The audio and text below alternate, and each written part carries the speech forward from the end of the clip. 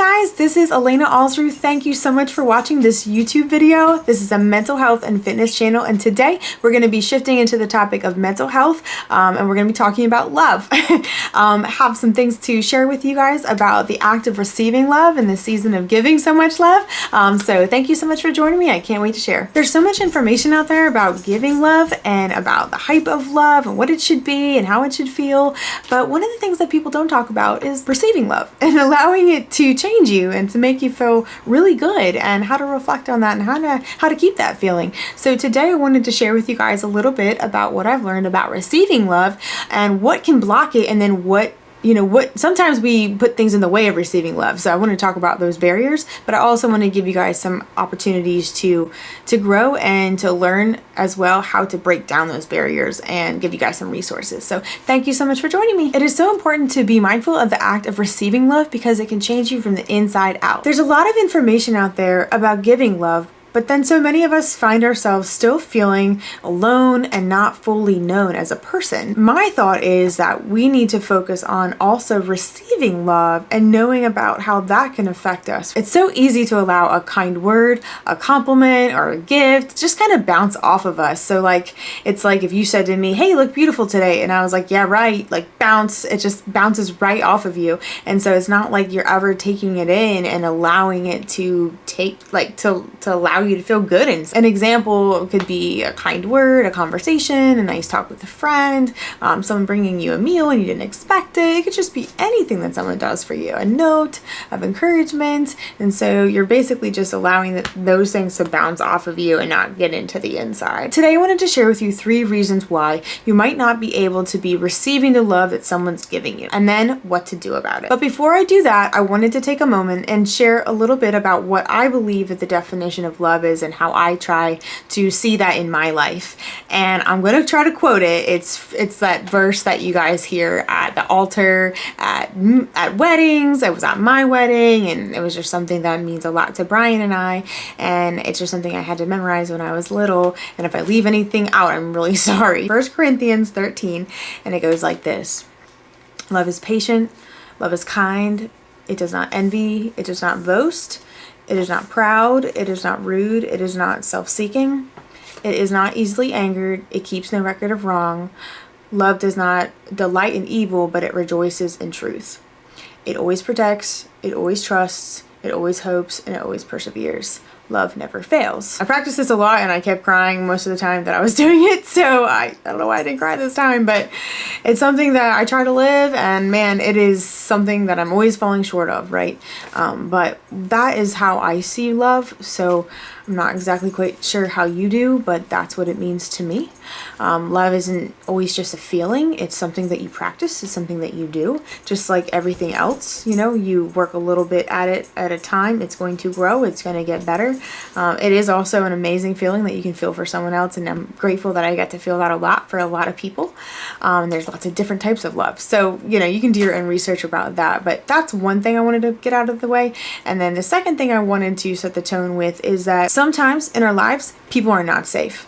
They can be extremely toxic people that can be allowed into your life and can really, really hurt you. It's like a video I put out a while ago called People Fuel. It introduced the concept of how different people in our life are like nutrients to our body, right? And so if you're allowing bad, toxic people in, it's definitely gonna help create a rotten person, right? So we want to make sure that you're putting yourself out there with safe people. And if you're not quite sure what that means, I've got 2 resources for you that I'll list at the bottom in the description. But one is a book called Safe People by Dr. John Townsend and Dr. Henry Cloud. They also wrote a book called Boundaries. And these 2 books are wonderful resources, and they will help you be able to start to think about and reflect on who is safe for me. Maybe you're someone who's gotten into relationships that have been super toxic for you and really hurt you, and you don't want to do that again. So you're kind of like walling up and you're saying, this video is not for me. There's a reason why I don't trust people, and I'll get to that later in the video. But right now, I just wanted to let you know that there are certain people you shouldn't trust, right? And they are toxic. So if you're having trouble knowing who that is and who that isn't in your life, definitely check those 2 books out, okay?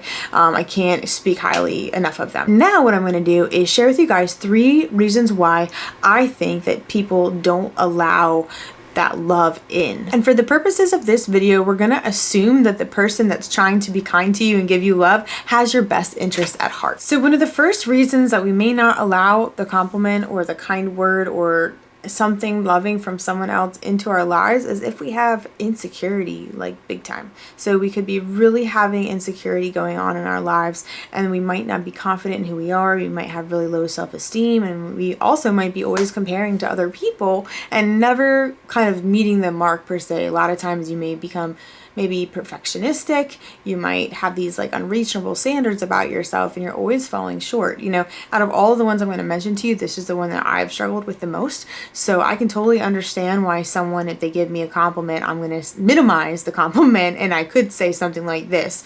They say, "Hey Elena, like your hair looks really nice today," and I'll be like, "Oh my gosh, I haven't taken a shower for 5 days, blah blah blah blah." And many of you probably have heard me say that. Okay, instead of just saying thank you, that means a lot to me, I'll come up with something to kind of maybe minimize what you said, distract, deflect. But you know what, at the end of the day, I should just say thank you, right? So a lot of times if you are dealing with insecurity, you probably already have like these negative thoughts about yourself like spiraling in your head, and you've taken a ton of time and practiced them over and over and over again to now that's your first thought. When someone says something kind to you or tries to do something kind, you're already like basically saying, "I'm not worth it. No, I'm not worth your compliment." And so you're basically sharing like, "I don't value myself enough to thank you for that." You know, so it's kind of sad, and it's really sad because these people could be the people in your life that are building you up, and you're basically either minimizing what they're saying, deflecting it and pushing it away, or you're really kind of just saying, "Oh, I don't believe you." And we'll get to that in the next one, but that kind of hurts the person giving a compliment. So I just wanted to share that a little bit about insecurity. It can be so sad because we built up these thoughts in our heads about maybe who we are, and they're completely not true. And then when someone tries to be nice to us, we're kind of just pushing them away. So if you're a person like this and you're dealing with a lot of insecurity and a lot of negative self-talk, one of the things I really would love to challenge you with today to be able to help with this issue is to think back to the last time someone did something that touched you a little bit, as that was loving. It could be a kind word, it could be a helpful hand, it could be a gift, it could be anything, an encouragement. So I want you to think about that right now, actually. So think about it right now. And I just kind of want you to practice a quick little box breathe. So that's 4 seconds of breathing in. Hold for 4 seconds. And then exhale. And I'd like you to repeat that 3 more times. Breathing in. Hold. And exhale. Thinking of that kind thing. Breathing in. Hold. And exhale. And now what I'd like you to do is think, keeping your eyes closed, think of the way that that made you feel. Maybe try to name that emotion. And then if you've come up with a name for the emotion, I want you to recognize maybe where you feel that in your body. Maybe you're feeling like warm and you feel it around your chest, or you're feeling cared for or more secure. I just want you to notice. So you can do this exercise a little bit later as well and take your time with it, but try to really make this moment that someone was kind to you come alive. You know, we really like to focus on the negative things that happen because it's easy, right? And we practice it all the time. What is it, like 5 to 7 kind words to 1 negative word? I mean, that's intense, right? So we want to go to the negative and find what's wrong. And there's so many ways that we're being loved that we're not recognizing, and there is a lot of good going on. So if we can shift to that can really help us and begin to choose to believe. And then that's the other thing that leads us into the second thing, is that maybe, just maybe, you have trouble trusting people. So trust could be something where maybe if someone gives you a gift or gives you a compliment, immediately you're kind of questioning their motives. You're like, "Oh, they didn't really mean that," or "I don't really believe them," or "Is that what they really meant? Why would they say that to me? What do they want from me?" Like all these thoughts just come up that are really disbelieving of the person right in front of you, and you're really questioning their motives. So guess what? You're turning into a really harsh judge on somebody else when they're trying to be nice to you. So you're thinking for them, you're feeling for them, and you're storytelling about what they're doing. So what I'm hoping in your storytelling about what they're doing, so a lot of times it comes to this root issue of questioning the sincerity of someone else. And you know, like I talked about earlier in the video, you know, you may have really good reason not to trust people, and I totally believe that. I totally believe you. And I just wanted to put that out there again in this section. But some of us are really just saying, well, if you really knew me, you wouldn't say that. The challenge there is, and this is really important because this is why people feel alone.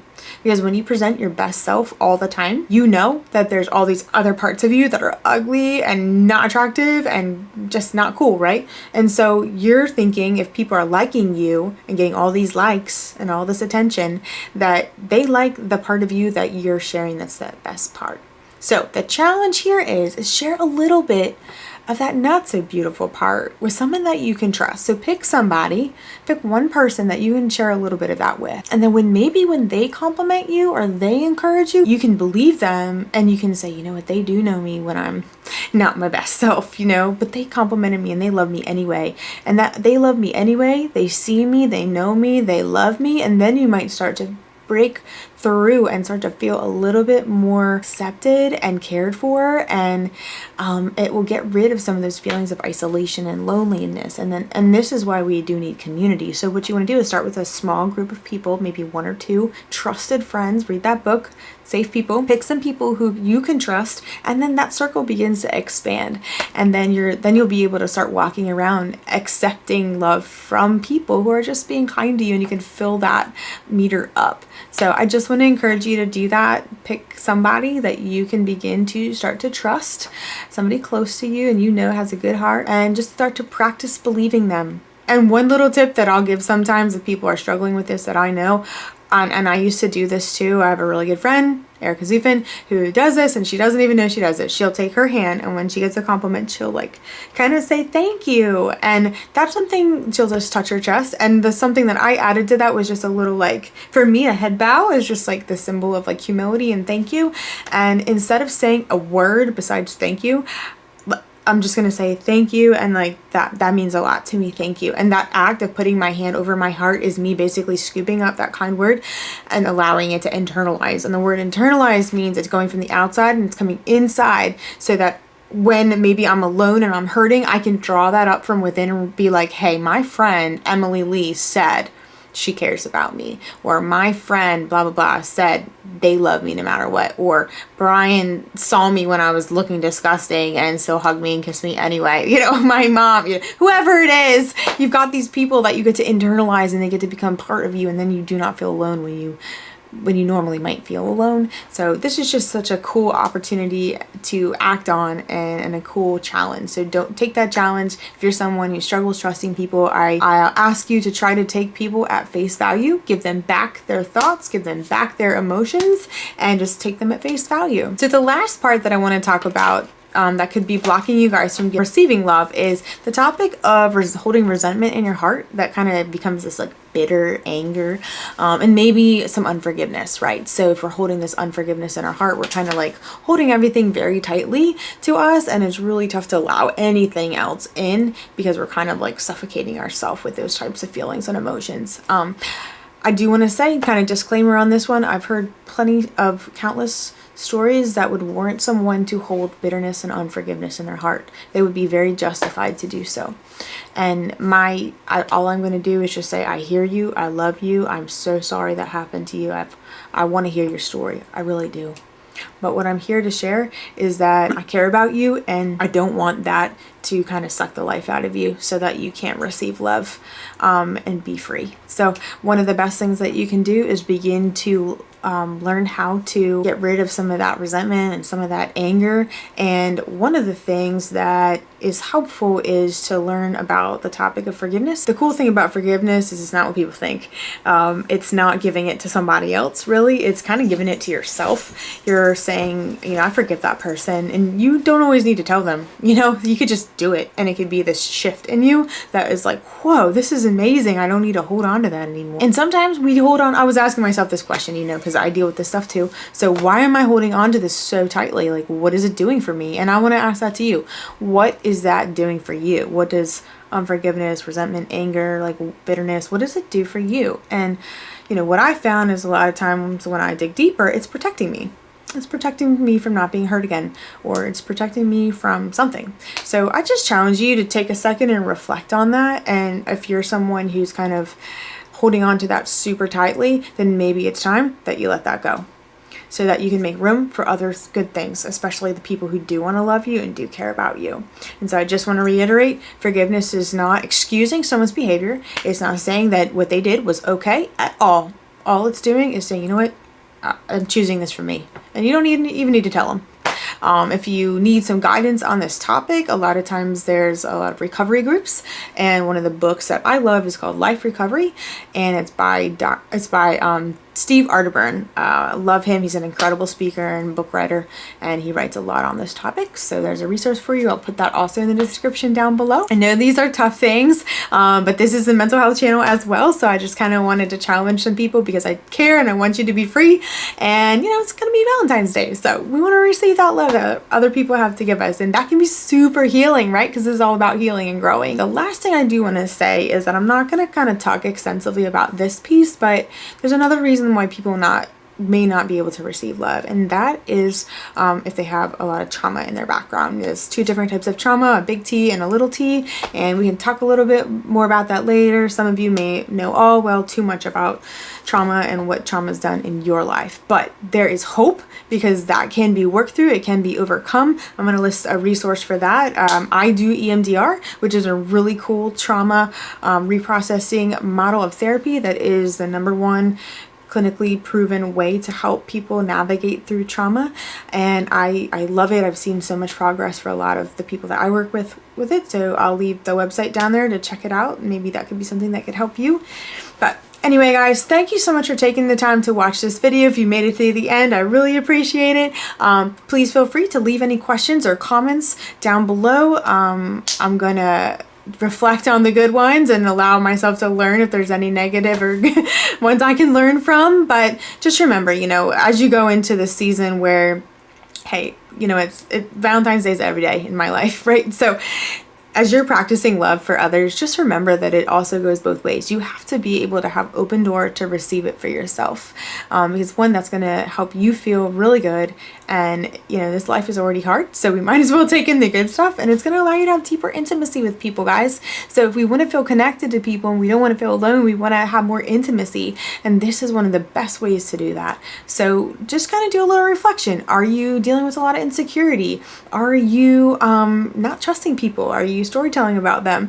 And then are you angry and resentful and holding on to this bitterness and unforgiveness? Or do maybe you want to look into some of the trauma in your background and maybe how that's affecting you in your relationships? Anyway, hope this video is helpful for you guys. Thank you so much for taking the time to listen. I care about each of you so much. I love you. And I hope this was helpful to you. Be encouraged. I'll see you later. Bye.